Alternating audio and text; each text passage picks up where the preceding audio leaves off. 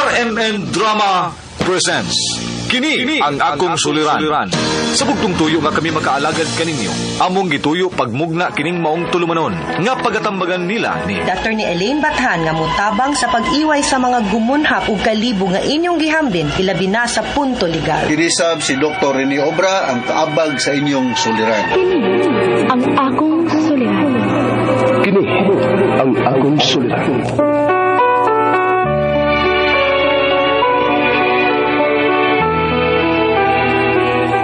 Sa atong pagkaymugso ng kalibutan, gikalawaan at ang daan sa atong suliran. Ang suliran mo'y kabahin sa itong inadlang panginabuhian. Aba na doon ay suliran nga dili mo mapasan nga ikaw ra. Nagkinahanglan kag katabang aron sa pagsulbad ni ini. Nagkinahanglan kag kahayag na may ulamdag sa imong unahuna. Ug tungod ni ini, natawag kini nga atong tulumanon nga naguluhan. Kini ang akong suliran. Kini ang akong suliran. Mga minubong duwa nga matapos lang sa usa ka hugna. Mga kinutlog gikan sa mga suwat sa mga minahal namong tigpaminaw. Busa kung aduna kamoy suliran nga naggumon karon sa inyong galamhan. Suwata ka na og ipadala ning atong tulumanon. Kini ang akong suliran. Aron kabuhatan ka na og duwa sa kahanginan og pagatambagan sa mga bulawanong hunahuna. Kini ang akong suliran. Kini ang akong suliran. Sinumuat ni Teresa Tirul Soria, ubo sa direksyon ni Ingrid Miss Iver Tudaso. Dalit kaninyo sa RMN Drama.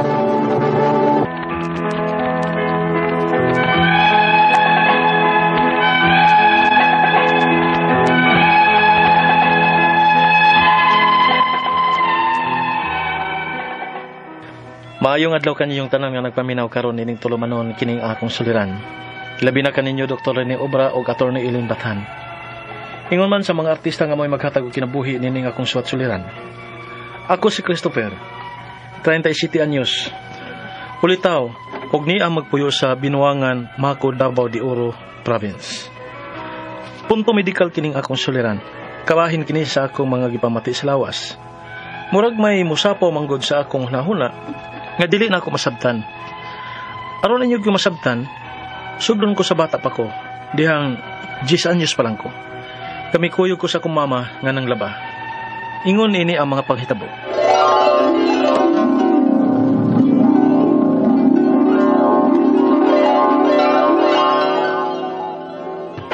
Ma, duwa ko ma. Pero di magpalayo ha, Christopher. Di mag-iat. Kay matagbaw na ako pangita ni mo. Malangan niyo ako ini akong gibuhat dinis bomba. Daghan para ba kong labanan? O ma. Yeah! Hoy!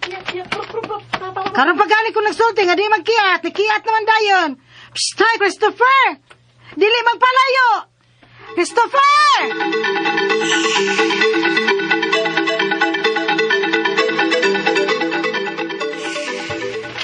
Daghan duaan din eh. Daghan kapit-kapitan. Oh, kanin nagpapaga kahoy sa atop. Nimpayag-payag. Maabot man na ako kung ako ng ambakan. Suwayan ako. Oops! Up! Naabot yun ako. Nagkumpayag ko. Nining kahoy dapit sa atop aning payag. Oh. Ay! Stop, Christopher! Anong kumpapit ka na diyan sa mga atong payag? Kaya ba ginang bata ka, oy? Stop na ka na! Ala! Gapok man nining kahoy nga akong kapitan. Ma! Tapa, ma! Ma! Kung sakit ako. Kinuha ko! Christopher! Nakita gina ko na parok ang imong sa bato. Biko na aming imong ube. Tanaw na to. Kinuha ko! May samad yun ang imong uhog. Nagdugo! Sus, kakiyat yun mo bataa ka! Ay, ginuot ni mo na ako. Sakit ako sa mo. Tana sa sentro. Matambal na tanang samad ni mo. Susoy! Ay, di ko kaumanan ni sa ako labonan ran.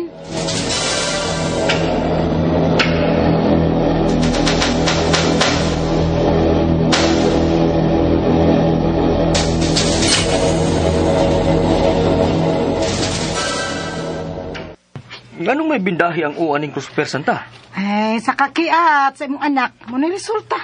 Uy, kinaunsa man din niyang o. Yay! Ay, sakit pa. Pastilan. Wa din mo bantayin ng bata, day. Sus dong, kung magagad ko sa lihok ka ng bata, wag ko'y trabaho mahimo. Mo nang laba lagi gani ko dito ganinas bomba, nunya ka na siya, nagduwa-duwa raman unta na siya dito. Unya ako kabantay, ni kapyot man des gabo ka ang kahoy sa pagpayag. Maong pagkabali, nahagbong sa siya. Unya na parok ang yang sa bato mong nang samad na. Delikado raman ang uda. Kay, mahansaday ko pa.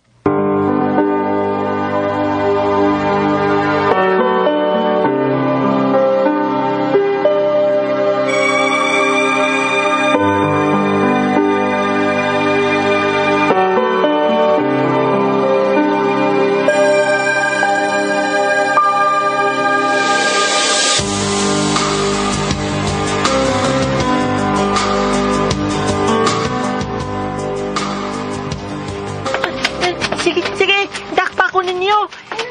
Hindi mo kadakot na ako. Hala!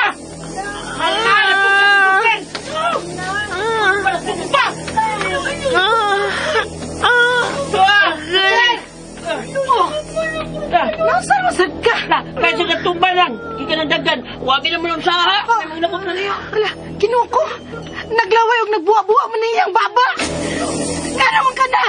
Christopher!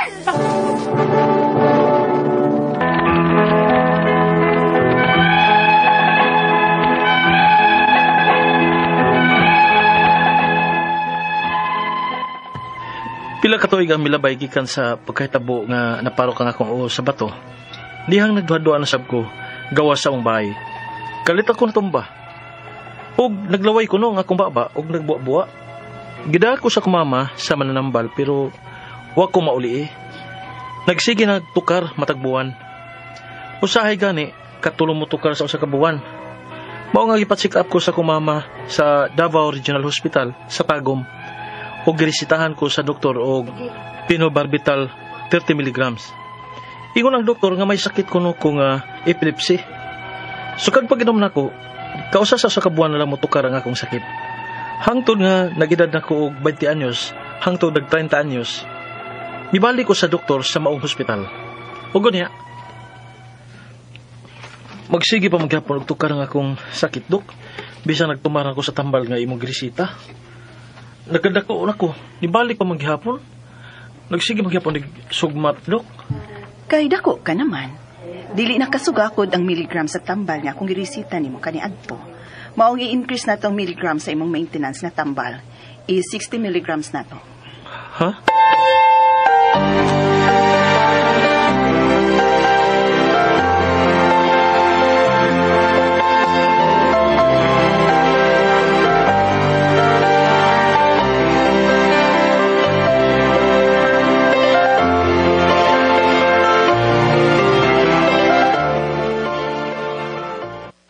Chris, kumusta naman ang imong gipamati, ha? Wala ba magsigig tukar ang imong sakit? Ay, itukar masab ka ganina, ma. Maong naluya na sab ko. Kaya maluya mo kung mataghuman og tukar sa kong gibati. Kaluoy ko nabayaan ni kaimtangan ni mo dong Chris, oy. Nidako na lang ka nga nag-antos anang sakit, ha? Mubalik ko sa doktor, ma. Basin pwede pa nga patasan na miligram nining akong tambal. Aron di nagikusok matan sa kong gibati. Kaya gusto na ako mo trabaho aron may income ko para sa akong maintenance. Chris.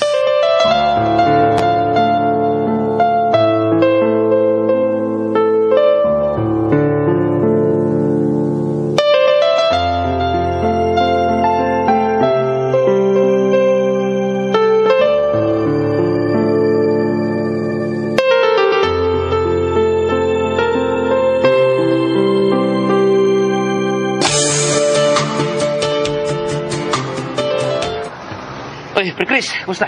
Ani, buang gyapon. Buang, boy. Kung buang ka pa, yung taga kataro istorya ko. Di ba ikan? Dito ko sa konduktor. Nagpailis ko sa kong tambal. Aw, kuan kini nangayo og resita ba para patasan ang miligram sa kong tambal. Di 90 milligrams na. Ya, pero mahala Usa ka libo, ma'am, ang botelya nga may usa ka gatos ka tablitas. Ya, 2 ka botelya ang grisitas, doktor. Ay, asam ko palit nga wa mo ko'y trabaho. Abtog malasakit center, pre. Manghatag mo ko sila og libreng tambal. Pasinday og narito yung tambal. Mao ba? Sige. Suway na ako ganito. Nindota ka, no? Libre naman di eh. Nga, pag inom sa og herbal, pre. Pero malambo ka ba? Daot ka, oh. Unsa akong sige man kung tukaran sa akong sakit good, pre. Mana lang akong isultiro, pre. Ulian lagi ka. Huwag na rin kaon sa mga herbal nga. Wala, food supplement ba? Yung nambong ka na. Maayo ang ta, pre eh. Pasalamatan tagid ta, pre, kung matinod ang imong gisulti nga muga nang akong kaon ug manambok na ko.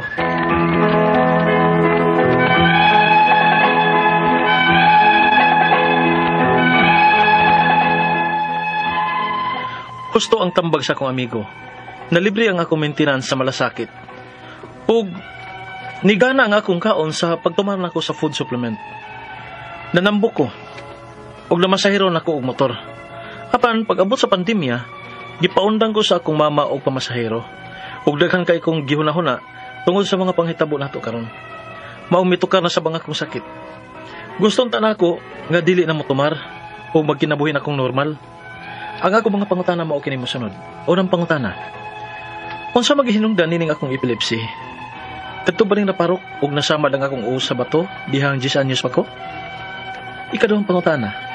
Nganong mutukar pa man ang akong sakit?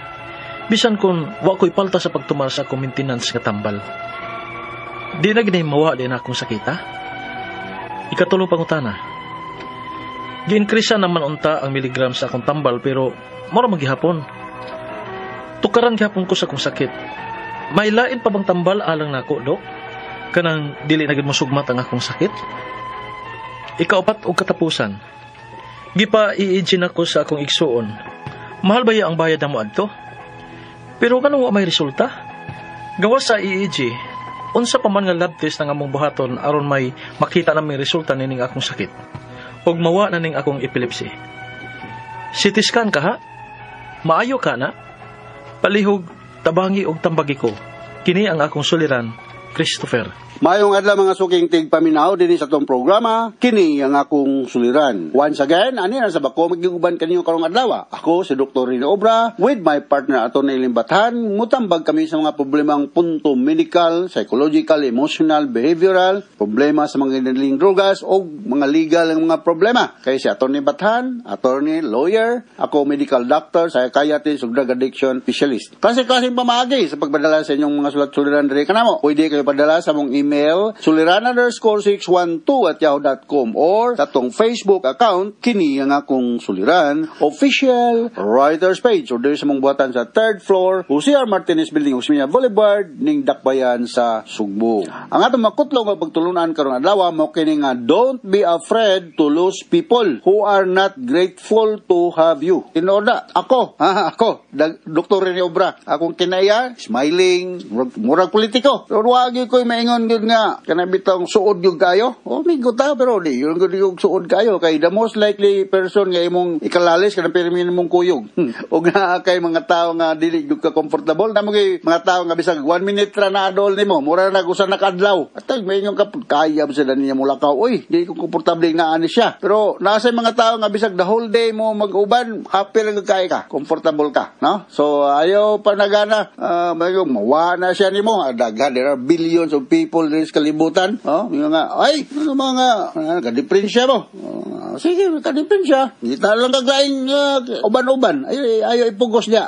Ayaw kadlok nga mo. Na siya na rin mo. You are not dependent to him or her. Sige lang, continue. Life must go on. Ang atong magtatampo karong adlaw si Christopher, 37 years old. Iya kining padala sa atong Facebook account kining akong suliran official writers page .medical. Christopher taga Binuangan, Mako, Davao de Oro Province. Binuangan, Mako, Davao de Oro Province. Ako'y kaila da sa Davao. Rose and Bob Trinidad with Inday Coronel. Mayong pagpaminaw nyo diha. Ako ding tukayo, si Rene Obra diya sa Aurora, Zamboanga del Sur, diya sa Mindanao. Dr. Boy Duhali, ug ang iyang misis, diya sa Davao. Mayong pagbiyaw. Daghang kayo kailas Davao. Malimot na ko kasi mga nga. Rusma, sa nabati na to ginasa drama, ang problema ni Christopher, nga taga Binuangan, Mako, Davao de Oro Province. Ha? Kusog dito diha, no? I don't have an idea asa di dapit sa Davao. Pero anyway, thank you very much sa mga taga Mako, Davao de Oro Province. Unang pangutana ni Christopher, unsa man gyud day hinungdan aning akong epilepsy? Kadto bang naparok og nasamad ang akong ulo sa bato dihang 10 years old pa ko? Posible.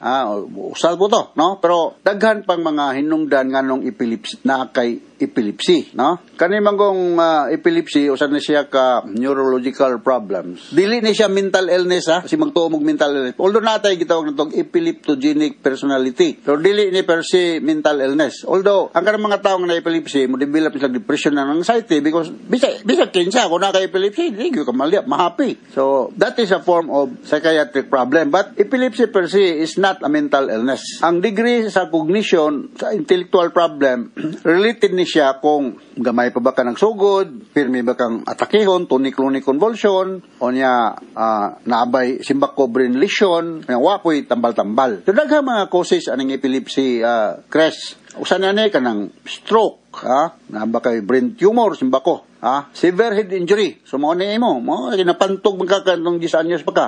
37 nakakaroon. I do not know kung ikaw kusog mo inom og mga alcoholic o nag-drugs ba ka, ha? Ngato sa mga tao nga nag-drugs or kusog mo inom mga alcoholic drinks, slow ang inyong tolerance nga ma-develop mo og seizure problem. Ya, nabay ongoing infections, encephalitis or meningitis, no? Ngato sa mga tao nga na. Or lack of oxygen during birth. Usan gyud pinaka-common, no? Ng traumatic delivery or prolonged labor, no? Lack of oxygen during birth. O to some people, kinimpirming na stress, this can cause worry and fear, maka-trigger ni siya epileptic attack.